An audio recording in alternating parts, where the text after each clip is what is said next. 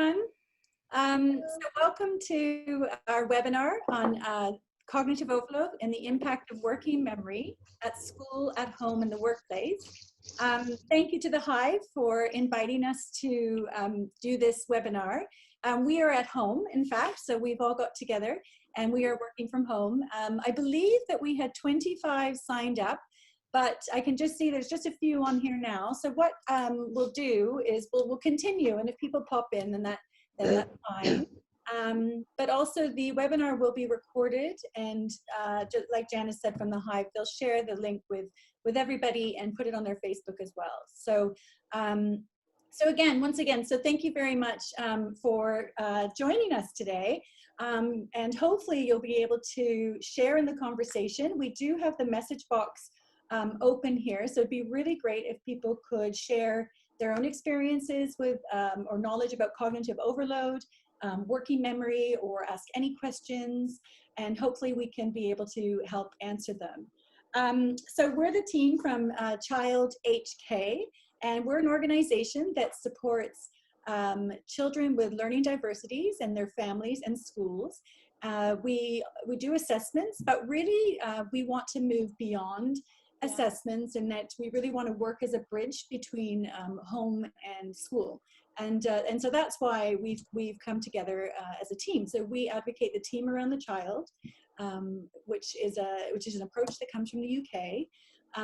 And we work with families, assess the children, and then really work very closely with the schools to help them as well. So so that's what we do. And before we begin, I think we'll just introduce ourselves really briefly. Yeah. And now it's not working. We were doing so well. Okay, hold on. We seem to have frozen now. It's not one thing, it's another, honestly. I've got cognitive overload. There we go. Okay, so I'm Lexi Sanderson. I am the chartered psychologist on the team and also the managing director of Child. I've been in psychology for 20 years now, working with individuals with neurodiversities, working with parents, but also looking at research. And a lot of the research I do and a lot of the teaching I do is on neurodiversities. And it's teaching parents, it's teaching teachers, it's looking at specialists as well. So teaching OTs, teaching speech and language therapists. What is neurodiversity? What are neurodevelopmental disorders? How can we identify them? What are the characteristics we're looking for in the classroom, but also at home? And also, you know, really, how can we help these children? What are their strengths? How can we empower them through their educational journey to be the best that they can be? And I met these wonderful ladies, and we are now the Child team. So I'll hand over to Helen to talk about herself. Hi, I'm Helen. I moved over from the UK back in August, where I was working in a primary school. I was assistant head teacher there, and my role mainly encompassed teaching and learning, so basically everything to do with school. I was a maths specialist as well, and previous to that I'd been working as a SENCO, so that means working as a special educational needs coordinator. My background is in psychology also, so my degree was in psychology, and I was really passionate about putting that into education as well. And then coming out here, all these things came together in terms of our team and the way that we work. And I know myself how frustrating it can be for families, and I wanted to make sure that I had a role and an impact on our community in finding a way to support others with the tricky journey that can be learning needs. Okay. So my name is Lisa, and I've been in education for the last 25 years. I started in the UK and I've worked overseas. I started as a classroom teacher, but went into special educational needs as well and became a dyslexia specialist. And became an education assessor, and I've also held positions as school principal in the last sort of 10 years overseas in China and in England, and decided when we moved to Hong Kong to take some time out to do my master's, and then met my colleagues and felt that we had something that we could offer from the educational side, and so many years in education and working specifically with children with learning diversities, and also with the clinical side, and so that's really how we've come together. So enough about us. We'll move right on. So I believe that we have about an hour for this webinar. So we'll try to stick to that hour. Our aims today are to think about what is cognitive overload. We want to share our understanding and our experience of cognitive overload, and in particular, working memory and the impact that a limited working memory capacity has, particularly on cognitive overload, and has on us all. And I think the reason it was a topic of interest today, it's a great topic, but particularly for today, is because we know that all of us are under significant stress at the moment with what's been happening in the world. And so there is a very high correlation between anxiety and working memory and limits to working memory. So that's why we felt it was an important conversation to have today. We're going to look briefly at the characteristics of the individuals and working memory difficulties, but also think about the behaviors that we might see in the classroom, or indeed for some of you who may not be educators, in the workplace, and thinking around the colleagues that we work with. And we want to look at those behaviors because some of this research actually started with teachers perhaps having an understanding of working memory, but weren't able to identify what those behaviors were. And so we're either misdiagnosing or misidentifying and missing out on the key aspects of a working memory difficulty. So we'll have a look at that.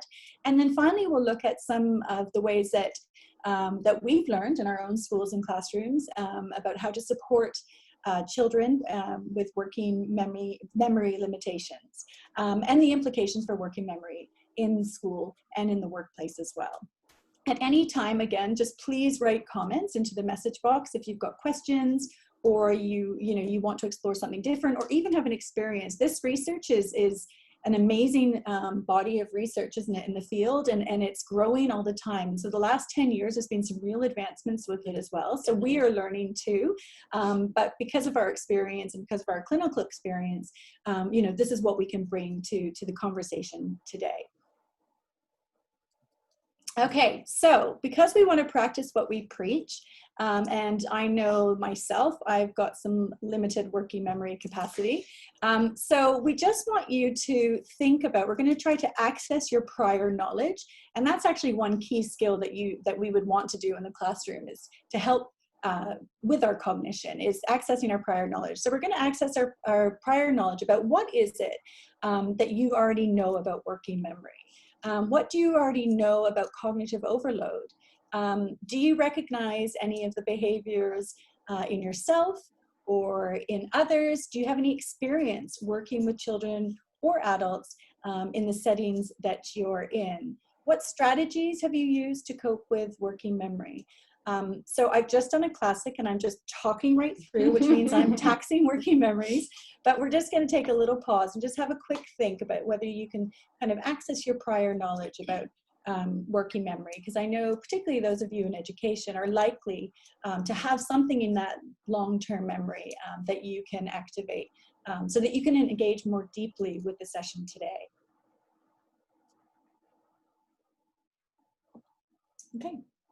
Okay. So what is cognitive overload? What do we mean by cognitive overload? Well, when we talk about cognitive and cognition, it really is about our mind and the way in which we think about information. So really, cognitive is about the process of thinking. And when we talk about cognitive overload, we're talking about the process of thinking and overloading that thinking. Everything is just too much. It is too complex. So when we're talking about cognitive overload, we're talking about things that are just so much information, we literally shut down, and then nothing happens, does it? You can't do anything with that. And when we think about Hong Kong, and really, God, it's been since November, hasn't it? We've been trying to do so many different things. Are the kids going to school today? Are we reading the news? Are we listening to what's going on? We're being bombarded with so much information. We're feeling so much cognitive overload, and sometimes we just feel like we're shutting down. We can't process any more information that's coming to us, and that's why we really wanted to talk about this. And things have changed again since we signed up to do this. Children are slowly going back to work, and we're slowly getting back into our offices. And again, the systems we're using, the technology is changing, and yet again, we're being bombarded with more information, and our thinking processes are being overloaded. And if we think about, you know, that homeschooling, if we think about being in an office, being in a meeting, or being in the classroom, what we're talking about is information coming in through our senses. So it's what we see, and it's also what we hear. When you think about a meeting, and quite honestly, what we're doing now, really, we are, you know, talking. So that's auditory information coming in. So a teacher or your boss is talking at you, and usually with quite complex information that you need to take in. And then they're also writing on the whiteboard, and it could be a PowerPoint presentation. So you've also got to process the information that is visual. So cognitive overload is all about that processing of the information that's coming in. And when we can't process anymore, it's just too much information or it's too complex, that is when we overload the system and essentially nothing gets done. And in order to understand cognitive overload, we need to understand what working memory is. And working memory is just that. It is working. It is a memory in action. It is how we hold information from what we see and what we hear, and how we manipulate that information. Now, I love my analogy, so I'm going to go with an analogy on this one. It's like a conveyor belt. Information is being dropped onto your conveyor belt. Your conveyor belt is constantly going, and you need, you know, our conveyor belts are quite small. We need to hold on to and manipulate that information, or it just falls off our conveyor belt. Now, when I say our conveyor belt is small, I mean it is small. Usually, an average working memory will hold about 7 pieces of information. And this is plus or minus 2. So, you know, if you're getting a lot of information through what you see and what you hear, I'm talking to you now and you're reading the PowerPoint slide. If that becomes too complex and too much, that is when we experience that cognitive overload. We just shut down. So an example here is, what do you do if you have to add 43 and 27? So what I want you to do is think about that conveyor belt. Take your 40 and your 20, add them together. Hold that information on your conveyor belt. Then think about, well, how do I add the 3 and the 7 together? Hold that information, push it on your conveyor belt. The more complex things we're asking people to do, the more information we're asking them to do, that conveyor belt, that information is going to be dropping off the other end. So working memory is all about that memory in action, that holding on to and manipulating information. Can I add to that just for a second? So one of the researchers that we follow is called Tracy Alloway, and we really recommend her work. And she says that when she goes into educators, she talks about it being a Post-it note. Yes. The little yellow Post-it notes. And she said they've got similar features to the working memory in that it's limited in size in terms of how much information you can store. It's temporary because, of course, you can you know, get rid of your Post-it note. And so it's a temporary storage with limited capacity. And so that Post-it note analogy, I think, is really useful. Yeah, very good. Useful as well. Yeah. And we did a talk a couple of weeks ago with Little Steps Asia on homeschooling. And I used the analogy of the car crash, and everyone always laughs at me, but I think it's a really good way of thinking about working memory. We are all privy to the same amount of information. You all did the same sum. You all heard me say the same steps and instructions on how to do it. We all have that same amount of information, but what we see and what we take from a particular scene, from a car crash, and what we hear will be very different. So maybe you're more auditory. So if you were seeing that car crash, you may hear sirens, you may hear screams, you may hear the screech of tires. If you're more visual, you may see the colour of the car, you may see the people around you, you may see the broken glass. Now, if we think about working memory on our conveyor belt, we only have 7 pieces plus or minus 2. So if you think about in the classroom, you think about that in the workplace, you know, if I've got 5 pieces of information, 3 of those might be visual and 2 of those might be auditory, because I might be more of a visual learner. So we're all taking different things out. Helen might be able to store 9 pieces of information, so she might have... Doubtful at the minute. So she might be able to store 4 pieces of visual and 5 pieces of auditory. So we're all working in different ways, okay, with our working memory. And of course, once that gets overloaded, once our conveyor belt is full, things start dropping off the end, and that's when we experience what we call that cognitive overload. Our thinking processes are just at that yes, it's active, isn't it? And actually, one last metaphor analogy is the sat nav. You know, following using a sat nav, and you know, we didn't have sat navigation in our cars before, so of course you had to, you know, access from your long-term memory. You had to activate how to drive, the street names that you'd seen before, and now of course we've got technology that just does this for us. So it's, you know, it's interesting. Does that then make our working memories less efficient? I don't know. So, okay, so we use working memory all the time, and I mean all the time. It is how we begin to process anything that we hear and we see. So it could be, you know, this is quite an old one, remembering a new phone number. I don't think we do that very much. But if you go into somebody's house and they give you a Wi-Fi password, you've got to remember those numbers and letter combinations before you type it into your tablet or your phone. It is, you know, that web address. So it's remembering information. It is following instructions, as you just said, on the sat nav. And, you know, that can be in a classroom with a teacher giving you, yeah, let's do question 1, question 2, question 3. So it's all about remembering that information through what we see and what we hear. Yeah. Okay. And there are, as you said, sort of limits to our working memory as well. If, for example, you're in the classroom and in the office and somebody walks past and you're distracted, you're not attending to that information. So working memory is about what we're attending to. And I always like the analogy of when I'm in my big lecture theatres, if I'm talking and I can see students like flicking elastic bands around the room and they're hitting somebody on the head, they're going to be distracted and they're not paying attention to that information. It's not going to go in. And so there are limits to our working memory capacity. If you're trying to hold on to too many pieces of information, your conveyor belt can't hold that and things are going to be dropped off. Again, the more demanding a task is, and with the Hong Kong at the moment, the pressures that we're all going through, we're trying to do so much, we've got so much information going on, we can't attend to all of it. You know, that cognitive overload, we're not thinking and processing all the information that is coming into us. And of course, once it's fallen off that conveyor belt, it's smashed, it's broken, it's gone. You have to get it back again. You have to get it back. You have to start again. So that teacher has to start explaining it to you again. And, you know, once it's gone, there's nothing you can do about it. That Post-it note's been ripped off and thrown away. And I think also we're going to come to it a little bit later about the role of anxiety and that plays on cognition and learning. And there's been a lot of study in this field looking at acute stress and how that affects memory. And therefore cognition. And, you know, obviously there's heightened anxiety, you know, in the world today. And so that obviously could have a direct impact on memory faculties, and it's an inverse relationship. So, you know, somebody who has working memory difficulties also may experience anxiety. So it's a very big part of the puzzle.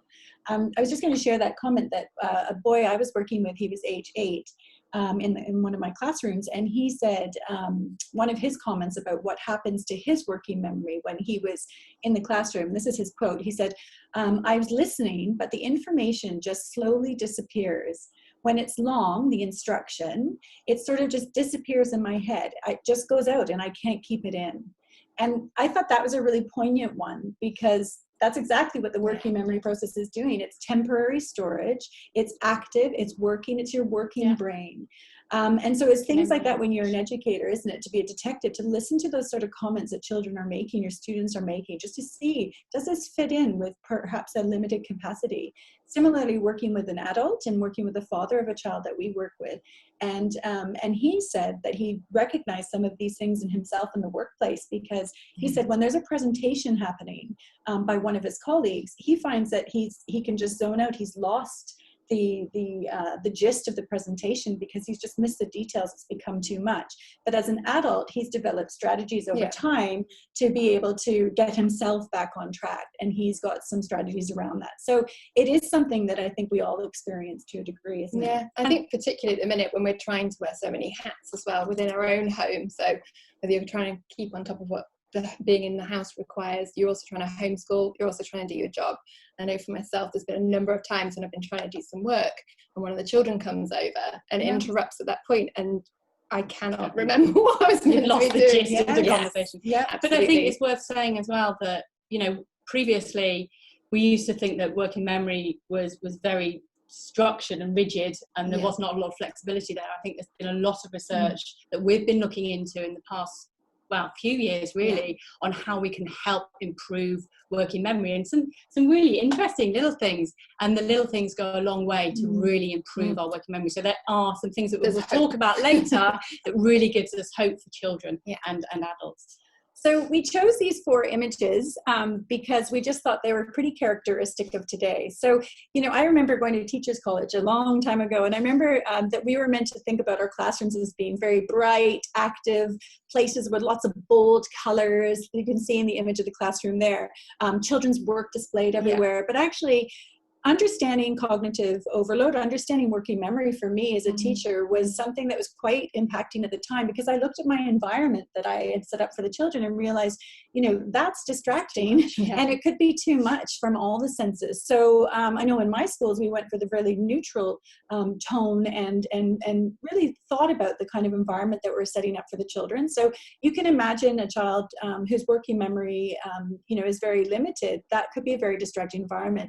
I think all of us could probably recognize to some degree some of the other images here. The, you know, working in the kitchen, for example, it looks like the mother's got childcare. She's also got the breakfast. She's also got a meeting call. You know, so that's really taxing again on all that information that you're trying to process. And similarly in the office, and you know, we were thinking about this in terms of hot desking and having very open concept offices now, that, you know, whether, you know, is that overloading for some colleagues that might have limitations to their working memory, particularly in terms of distractions and disruptions, because like we said before, once the information's gone, it needs to be started all over again, more or less, because it's such a temporary shortage of storage of space.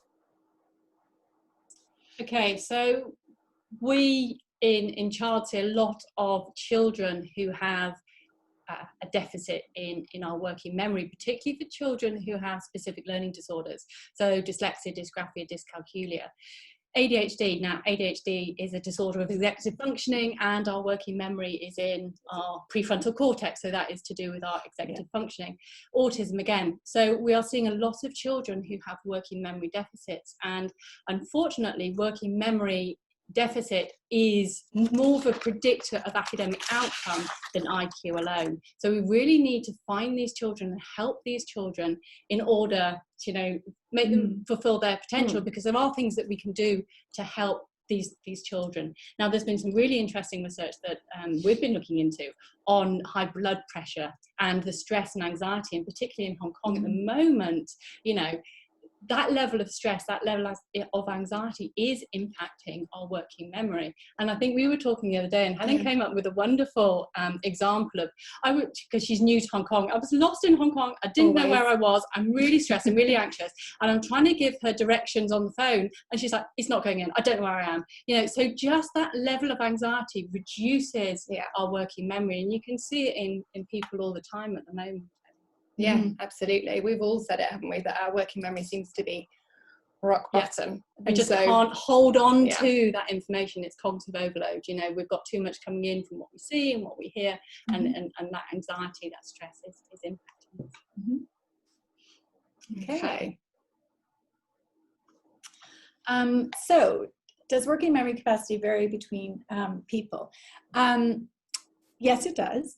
And you can have a classroom where you've got 5 and 6 year olds, with some children with a working capacity of 3, and then you could have a child with an 11-year-old who's got a working capacity that's limited, just like that. It does increase with age, and as Lexi was talking about earlier, in the last 10 years, there's been more research to suggest it's not fixed. So there was a great thinking that it was a fixed entity, but there has been research that it's not, and actually that there is some adaptability and flexibility, and some of the research has also indicated some structural changes depending on the type of support that you give to support working memory.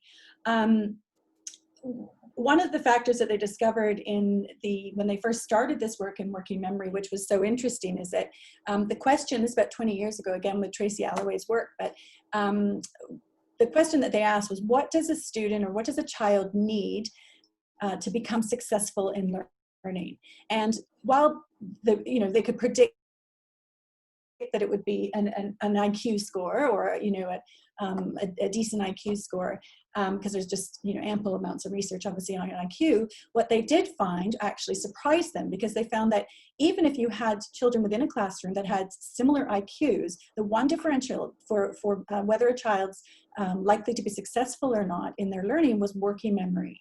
And what they found even further was that when they tested children at age 5 and 6, in terms of their working memory, they then followed up 6 years later, when the children were finished at the end of Key Stage 2, at the end of their primary years. And those children who had a limited and lower working memory at age 5 and 6, their outcomes at age 11 were behind their peers. So they typically, they start to lag behind, and you do tend to see this gap. But it doesn't mean that they will not improve their working memory capacity. It doesn't mean that it cannot be taught or strategies put in place. Yeah.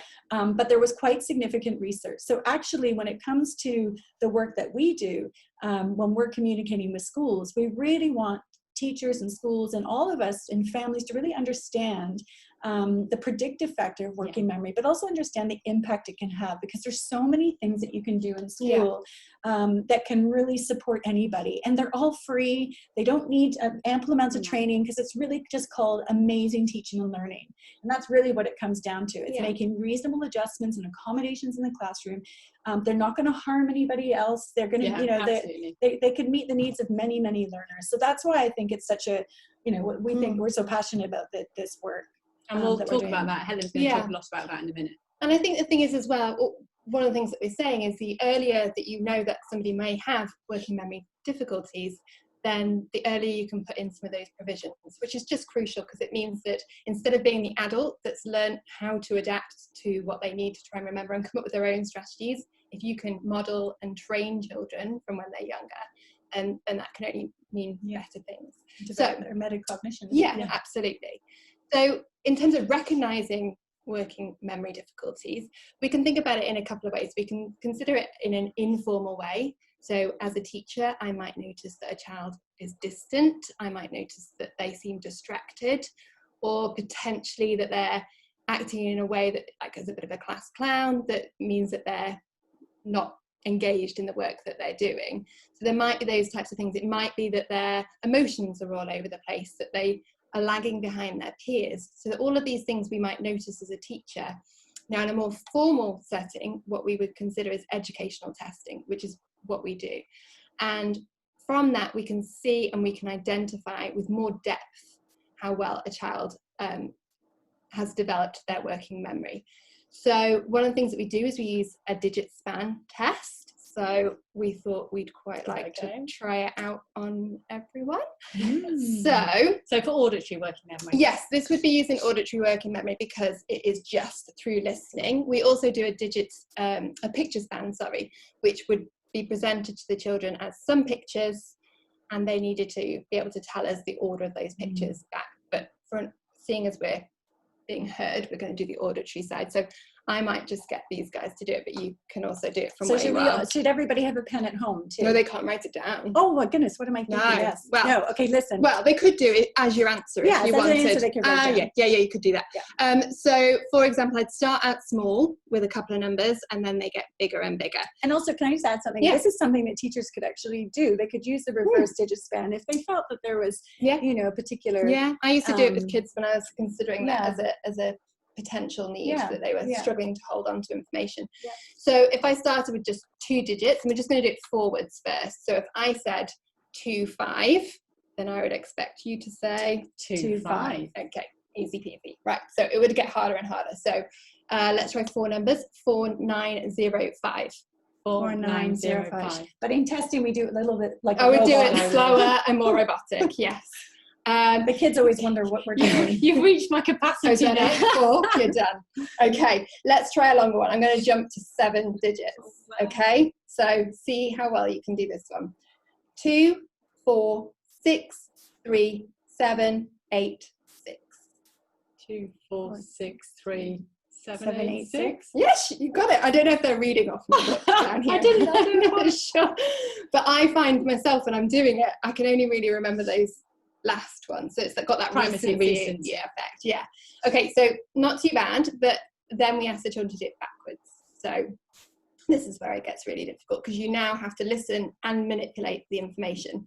So if I said 5995, 955, they're so good. Okay. That's it though. All right, let's try 3. My auditory digits. working memory.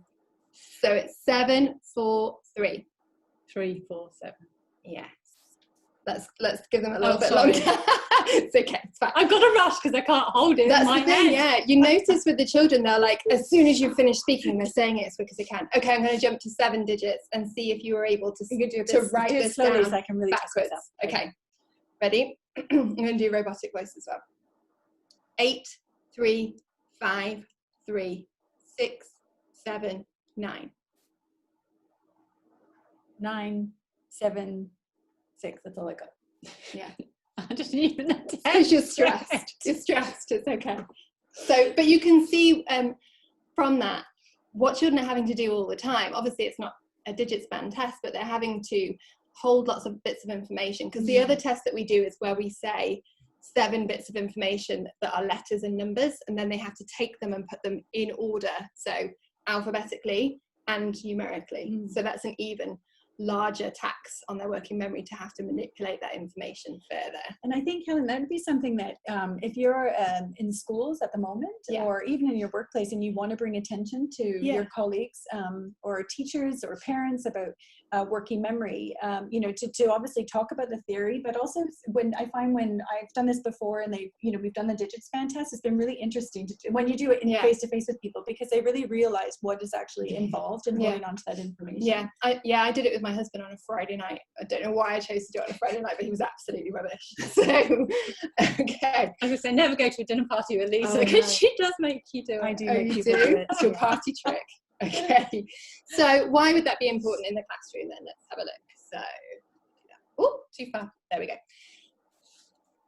Okay. Yeah. All right. Okay. So, so this is important in the classroom. I mean, I think we've talked about it a little bit, but if we think about the type of tasks that we as teachers often give our children, it usually involves many processes. It involves at least a good number of steps involved, but it can even be something as simple as asking the children to stand up, go get their books, bring books, make sure your pencils are sharpened, come back to the carpet. Even a series of instructions like that for a young learner with limited working memory can be challenging. And like Helen said, you might see a deviation from that task through behavior. Because a lot of the tasks that we do give our children impose a lot of demands, cognitive demands, such as holding in a sentence, which I know you're going to talk about in a second.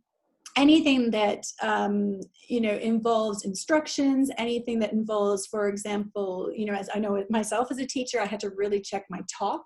If I was explaining something on the PowerPoint, for example, or on the whiteboard, I might be talking through that as well. And so that again was a lot of information coming at children. So it's about how you can really, chunk this information, isn't it? Yeah. So there's quite a lot of overload in classrooms as well as workplaces.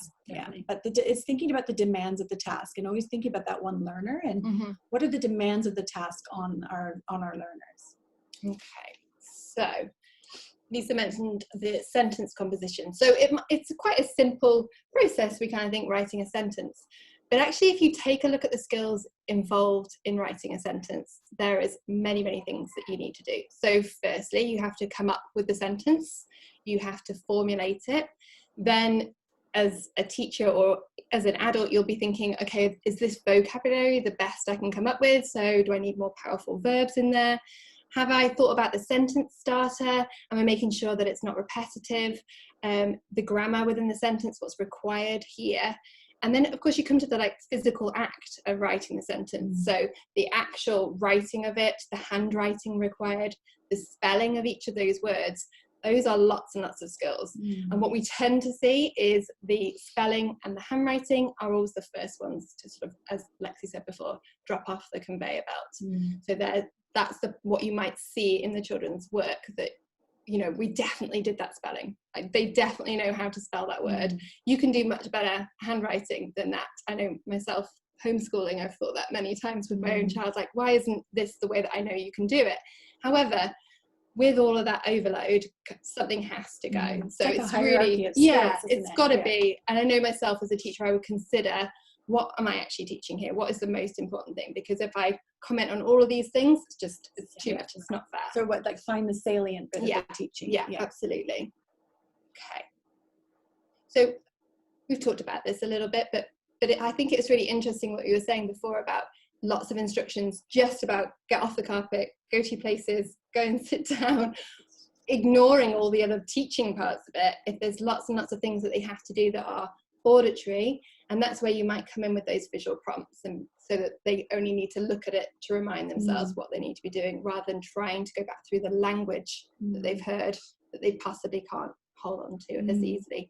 So again, if the child reaches the place to sit down and do their independent learning, it might be that they don't engage properly in the normal pace of classroom, and it might be that you think they haven't paid attention when actually the information between the carpet and their place has been lost along the way. And you know what, I think the third point is a really good one. The child does not engage properly with the normal pace of classroom activities. And again, of course they don't. And Tracy Alloway talks a lot about this in her book, because she said, but what is that masking? Because actually what a teacher might think is that this is a child who's deviating from the task, who doesn't want to do it, who the will's not there. But actually, you know, if they think about it in terms of behaviorally, then ask themselves, well, why is that? You know, why is it? At what point did the child come off task? And sometimes you have to do a bit of detective work, don't you? You've got to sort of, you know, we sometimes say that to teachers or schools or parents. It's like, you know, do your ABCs. Like, what was the antecedent? What was the build-up? And it might be, well, I gave lots of instructions. It was a writing task. It was da-da-da.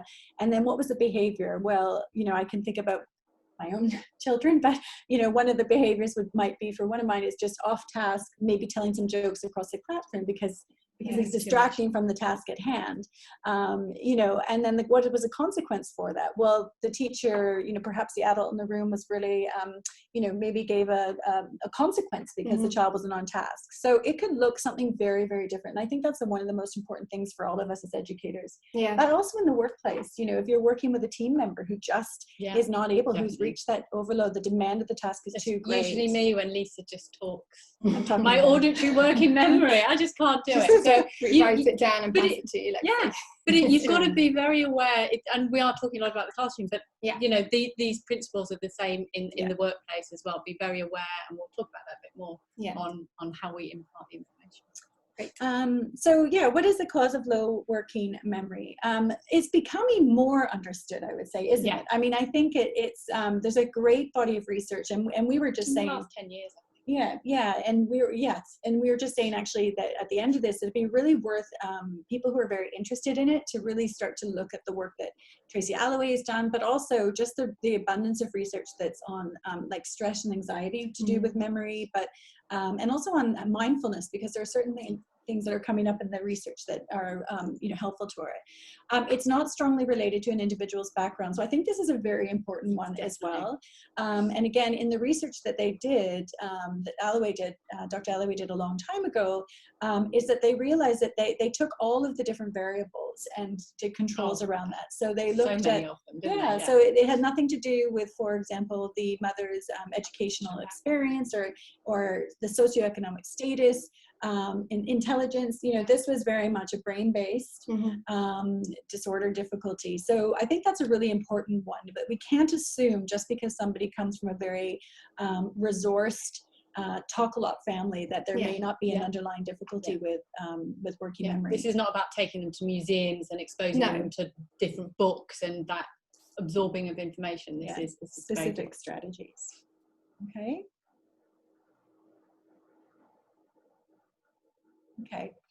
So we talked a little bit about this earlier. So the good news is that there are things that can be done to support individuals who've got working memory limitations, to help reduce the cognitive load, to help reduce the demands of a task or an instruction. Again,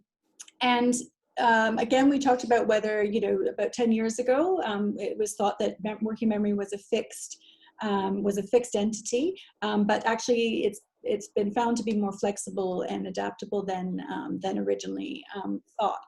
And again, listening to Tracy Alloway, it's really interesting about some of the studies that they've done, even around essential oils. We've actually got our essential oils burning right now to help us activate our memory. But she talked about the rosemary, wasn't it? There were certain ingredients that... Yeah, rosemary and peppermint. So it's all about the neurotransmitters and the acetylcholines, if you want the technical details. But it does help with our working memory, and it's immediate. And that is what's really interesting about it. Is that, you know, if you're going into an exam or you're revising and you need to use that working memory, you've got your neurotransmitters firing, that acetylcholine going around, and you can increase your working memory just like that. Yes, and a really fascinating one that we've learned about is barefoot running for 16 minutes. And I think it's all about the blood flow getting to your prefrontal cortex, which is, of course, where the working memory is held. So this is beyond our scope, isn't it, in terms of our own research, but it's a really interesting field to explore, because there are simple tweaks that can be done to benefit. And even diet. Blueberries, wasn't it? Blueberries, kale, chocolate. Dark chocolate. Yes. So now I'm going to eat my chocolate again. Okay. Flavonoids or whatever they're called. Yes. Okay, so recognizing working memory, and this is across the board, isn't it? In the classroom, in the workplace, you could have the most eloquent child, and they might make the most amazing PowerPoints and hand in the most beautiful work, but really what you're looking for is that incomplete recall. They are really struggling with following instructions. You could say to them, as Helen said, you know, even if it's written or verbal, and this is why we need to identify the particular areas of working memory. So following instructions, or a child might put up their hand, you call on them and they've forgotten what they were going to say, or, you know, you're interrupted and it's like, oh, I've lost my train of thought. So if that is happening a lot with the person you're working with or somebody that you're seeing, and they're frequently losing their train of thought, which is what I often do, you need to think about a working memory problem. And as we said before, with that cognitive overload, once that working memory is at its capacity, there's too much information, it's too complex, we've got that thinking process overload, they've shut down. They're staring out the window, they're sitting quietly in the corner, or the person you're working with is just like, well, I don't know what to do because there's not enough of it. So it really is recognizing very specific behaviors in order to identify these children. And I think the last one there, task abandonment, that was something that I think earlier as a novice teacher, you know, in my career, I think I attribute it to perhaps behavior or attitude towards learning, because I didn't understand enough of this. And I think that's a really key one for me, because I know that with my own children, sometimes that task abandonment might happen and it might appear as though it's about will, and it's not. It's about overload, and it's just been too much. And actually, sometimes my children will say to me, "You've given me too many instructions. I don't know what you want me to do first." Okay, so what can we do to support? Really, it's identify these children and I guess recognize where these deficits lie. And this is why we do both the auditory tests as well as the pictorial tests, so we can understand, you know, what is the capacity of visual working memory as well as auditory working memory. And we're all different. So if we can identify these children, if we can spot them early, we can really help them. And then it's about compassion, as Lisa just said. It's about...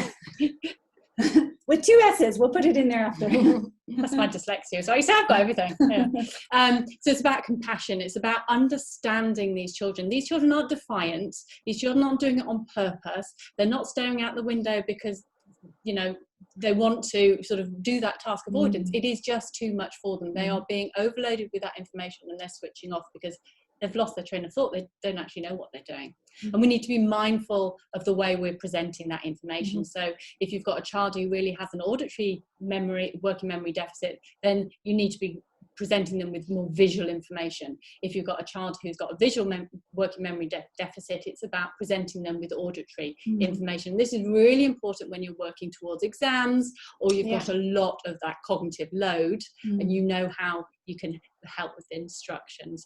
And then I know, Helen, you're going to go and talk about a lot more of the externalizing our working memory. And actually, just something you said earlier, Helen, about the auditory overload too, is that I think later in my career, again, I realized that it's the salient information that really needs to be taught. So again, sometimes in our reports when we write to teachers, we ask teachers just a question, you know, what is it that you really want that child? What is the learning outcome, the learning intention for that particular lesson?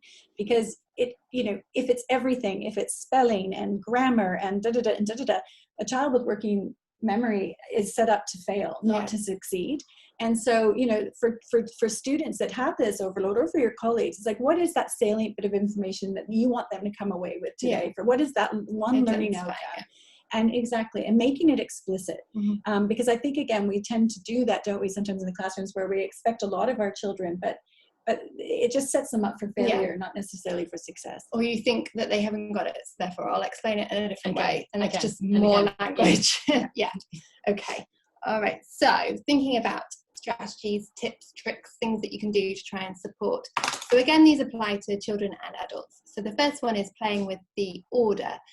So perhaps it's that instead of always doing something forwards, try and do it backwards to really stretch the brain and help embed that information, whether it be multiplication tables or an acronym. I think it's a really interesting one, because you presume you're overloading, but actually by doing it in a different way, it takes it from that short term to the long term memory. We mentioned it a few times, but chunking and scaffolding. So I know for myself, I still haven't 100% learnt my phone number over here, but if I were to, it would be in chunks. It would be like 3 numbers and 4 numbers. I don't even know if it's 7 numbers over here. Don't know, something like that. But you'd chunk it together to help you try and remember it. Or if you were learning a poem, you'd put it into pieces to try and learn. There's no point looking at a really big piece and trying to do it over and over again. And I guess in the workplace too, if it was a project, you know, making sure that that project presentation, really, chunked. So you're not trying to do it all in one sitting. So overwhelming.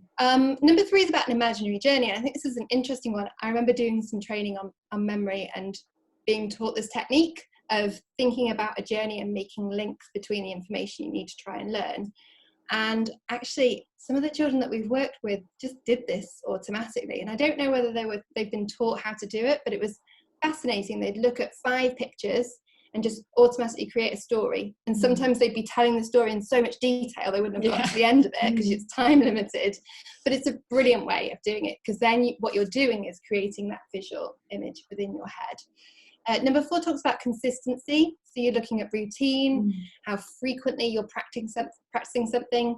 And sometimes checklists can be crucial within this. So making sure you've got that. I know we all do it. We're all sat here with our books of things where we make notes and make sure we know what we're working through. And then number 5 is looking for the tools so you can externalize it. So it might be a memo on your phone, it might be taking pictures. A child I worked with the other day was just taking pictures of things, the learning that we were doing, and I just thought that's brilliant, that's perfect, because she works in such a visual way. Or again, it might simply be taking notes. And then it mentions here, and I'll talk a bit more about it, but about using recording and visuals and color coding it. And what happens is you reinforce what you're needing to learn, because it activates different parts of the brain. And the more parts of the brain that you can activate when you're trying to remember something, the better it will be embedded. I know as a teacher, I would try really hard to make the learning as exciting as possible, because I knew by doing that, so we're starting a World War II topic, okay, well, I've turned the classroom upside down as if it had been bombed, so that when they come in, they get to experience it and think about it and see what they see, and that they'll remember that. That's always what I used to think. Is this memorable enough? Is this something that they'll hold on to? Yeah, and I think that's multisensory, isn't it? And it's experiential as well.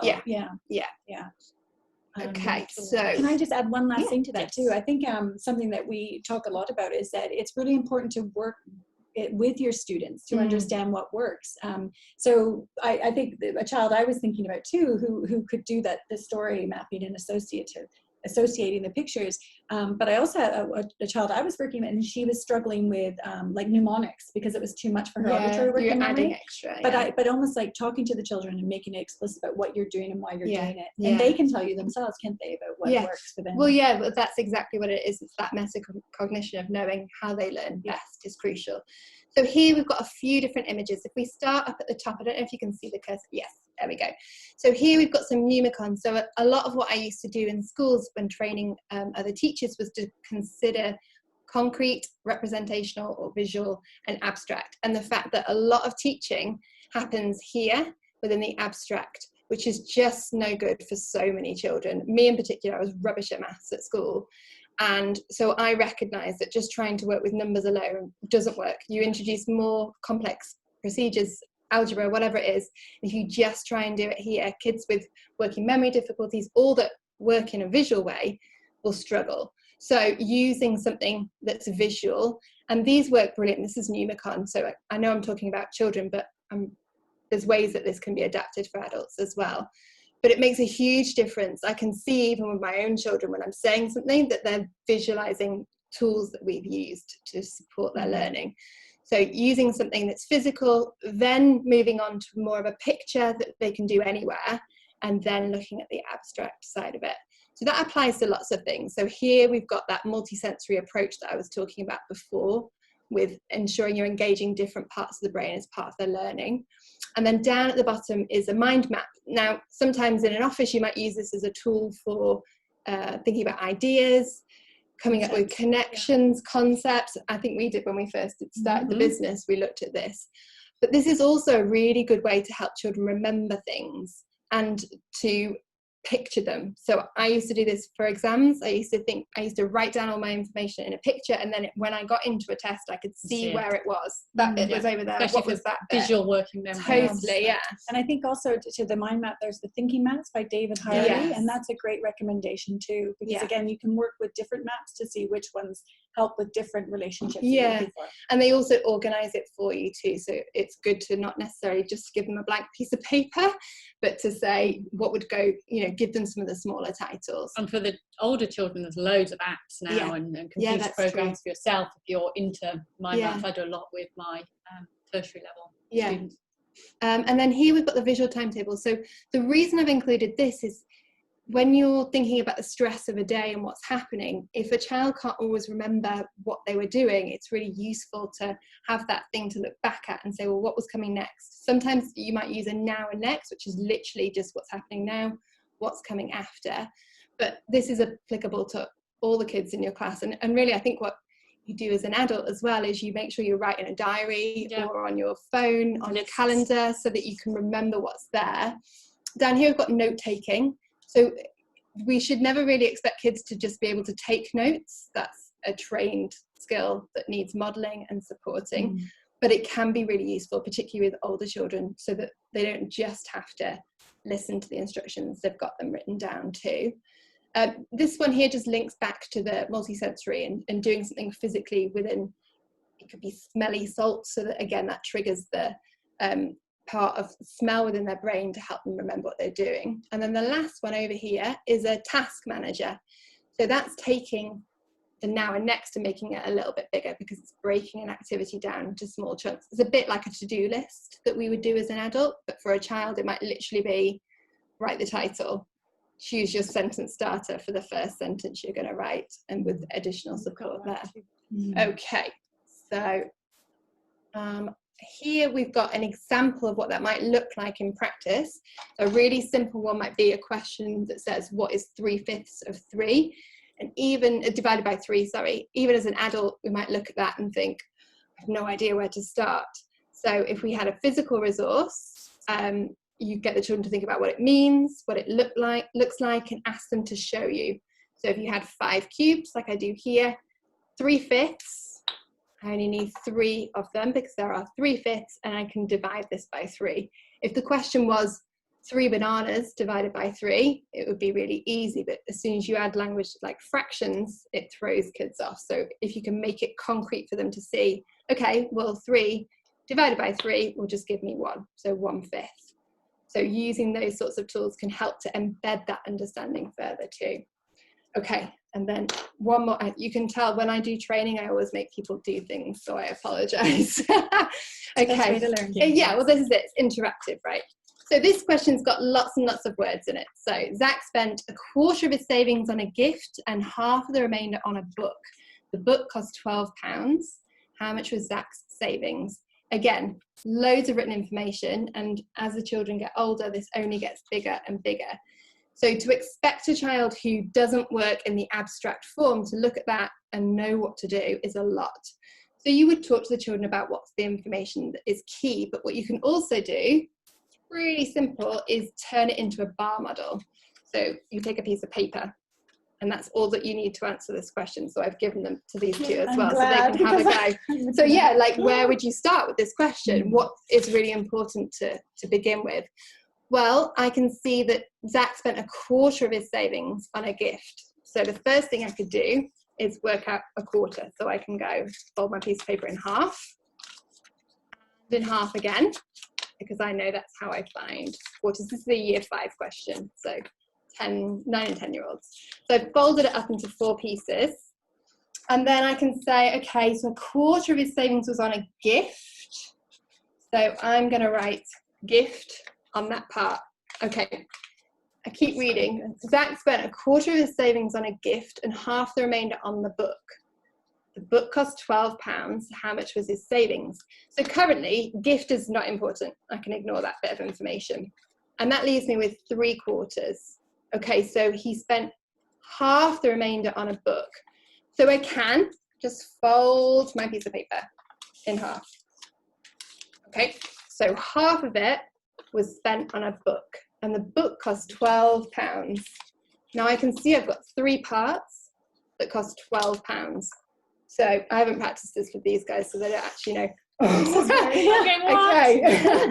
Well, if we know that that is £12, do we know how much each of those 3 pieces is? If that was £12, all of that. Yeah, 4. Yay. So we can go, that is 4, that is 4, and that is 4. And because it's fractions, they're worth the same. So I know the bottom pieces are 4, 4, 4. Okay? So each of those quarters is worth, go on, Lexi. Oh, I don't know. 4 and 4? 8. 8. Okay. Put me on the spot. And therefore this extra piece over here I'm doing this really quick, I wouldn't do it this quick with kids, would also be worth 8. Yes. So to work out how much his savings was, we can go 8 add 8 add 8 add 8, which is 32. Okay, so even just a piece of paper means that you're externalizing, taking all those working memory processes of do this and this and this and this, and putting them somewhere where you can physically hold it, move it, manipulate it. And it has such an impact on children doing something like that, rather than just expecting them to try and work through that in their heads. And on adults too. Yeah. I know we're over on time, but we've just got 2 more slides, if that's okay. Okay, so looking at this last slide, we can see that it really makes a difference for the whole class. So it's not just about working with those children with that particular need. Using bar models, using tools can be empowering to all children. And what you'd hope is that they'd start to work more independently because they can access those tools themselves. They'll automatically go to things that will help them. So I used to have kids when they were using task managers go, oh, I haven't got down what I need to do, which each step was. And that helped them to better put themselves forward, really, to participate more, to engage more. And in the end, children raise their self-esteem by understanding what's going on around them more, being able to be more involved in the pace of the lesson. Yeah. And as a result, improved attention, behaviour, and their standard of work. And finally, you should hope to see an improved academic progress. Yeah, yeah. And self-esteem is a huge part of it. Confidence. Yeah, absolutely. Okay, so just to round up. Yeah. So, go on, Lexi.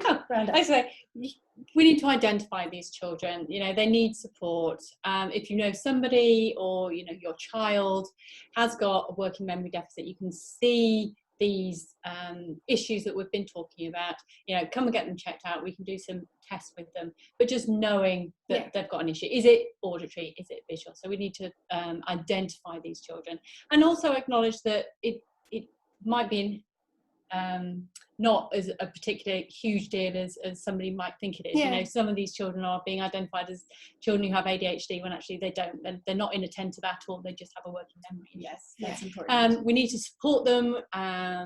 We can do individual education plans and get those access arrangements for them if they need extra time in lessons. So that's something that we can do to help these children. Resources, and we've talked a lot about that, and we're externalizing that working memory. And there's a lot of things we can do now with our diets and going barefoot running. So there are a lot more research and information out there for us at our disposal to really help these children. Yeah, and again, I think in the field of mindfulness as well, Yes, we know that definitely. mindfulness and positive well-being in schools is a big initiative impact. at the moment. And so, you know, that's another arm to it, isn't it? Is to say, well, actually, you know, we're thinking about our children's well-being, we're thinking about mindfulness in the classroom, what does that look like? But actually it has a cognitive gain. And I think that that's a really great angle to go and speak to, you know, your senior leaders or your teams, is to say, you know, we are doing these things, but let's also do them and think about how this affects us in cognitively, and thinking about anxiety too. Again, we know there's a lot of anxiety and uncertainty in the world, and you know, look at the behaviors that you're getting in the classroom or in the workplace, and think about what is that relationship, and what's that doing, and how's that taxing our memory and our cognitive systems. And there are things that you can do as a teacher. There's a teacher rating scales, I think, that Dr. Tracy Alloway has published.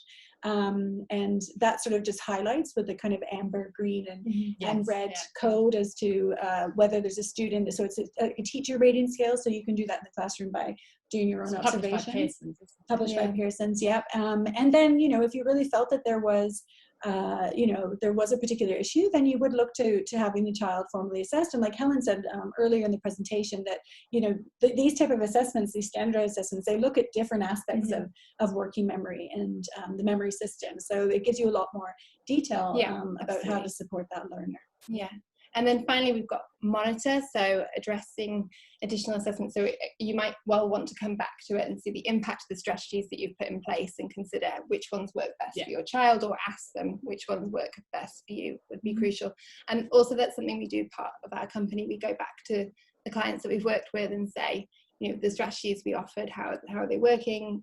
How is the relationship with the school? We talk to the schools as well. Yeah, because there's no point in continuing something that might not be working. There's going to be something that works in your workplace environments, or your homes, or your schools. So we haven't had any questions.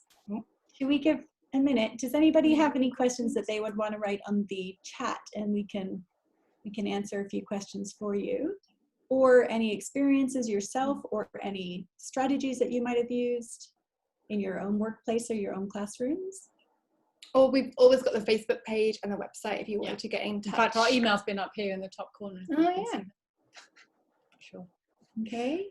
All right. Yeah. So I think it's really just about reflecting, I guess, on ourselves as our own people, and what we're feeling at the moment in the world, and how that might be affecting our productivity and our cognition as well, and thinking about the people that are in your homes and in your workplaces and in your classrooms, and try to create a working memory friendly school or workplace environment, because like we said before, these things, they don't cost anything. They're just great teaching and learning practices, or compassionate practices that we have, people to people. So well, I think that's it then. So if there's no questions, we'll leave you there. But thank you so much, everybody. Oh, we got a clap. Thanks so much for joining. And if you've got any questions, do drop us a line. Yes. Okay. We'll switch off for now. Bye, everybody. Bye. Thank you. Bye, Claire. Bye. Thank you very much. Thank you.